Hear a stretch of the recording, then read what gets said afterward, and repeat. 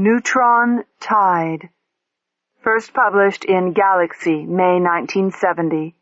Collected in The Wind from the Sun.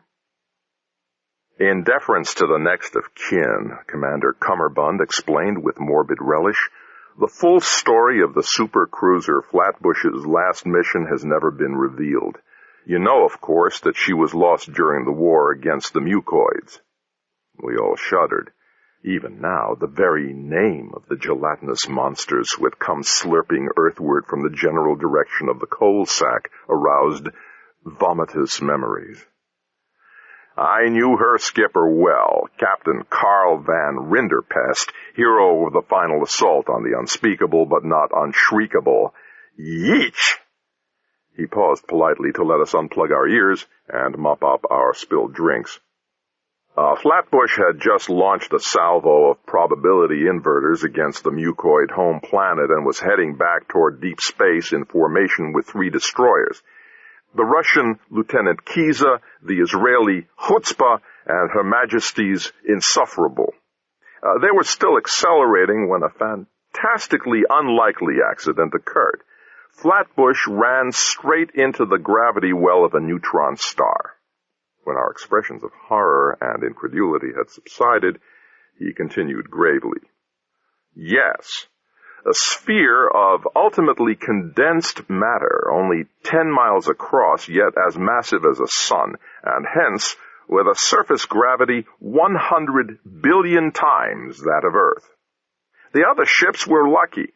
They only skirted the outer fringe of the field and managed to escape, though their orbits were deflected almost 180 degrees. But Flatbush, we calculated later, must have passed within a few dozen miles of that unthinkable concentration of mass, and so experienced the full violence of its tidal forces. Now, in any reasonable gravitational field, even that of a white dwarf, which may run up to 1 million Earth Gs, you just swing around the center of attraction and head on out into space again without feeling a thing. At the closest point, you could be accelerating at hundreds or thousands of Gs, but you're still in free fall, so there are no physical effects. Sorry if I'm laboring the obvious, but I realize that everyone here isn't technically oriented.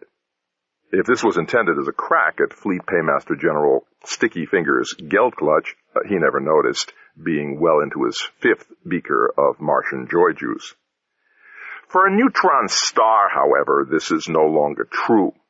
Near the center of the mass, the gravitational gradient, that is, the rate at which the field changes with distance, is so enormous that even across the width of a small body like a spaceship, there can be a difference of 100,000 Gs. I need hardly tell you what that sort of field can do to any material object. Flatbush must have been torn to pieces almost instantly, and the pieces themselves must have flowed like liquid during the few seconds they took to swing around the star. Then the fragments headed on out into space again. Months later, a radar sweep by the Salvage Corps located some of the debris. I've seen it. Surrealistically shaped lumps of the toughest metals we possess twisted together like taffy. And there was only one item that could even be recognized. Must have come from some unfortunate engineer's toolkit. The commander's voice dropped almost to inaudibility, and he dashed away a manly tear.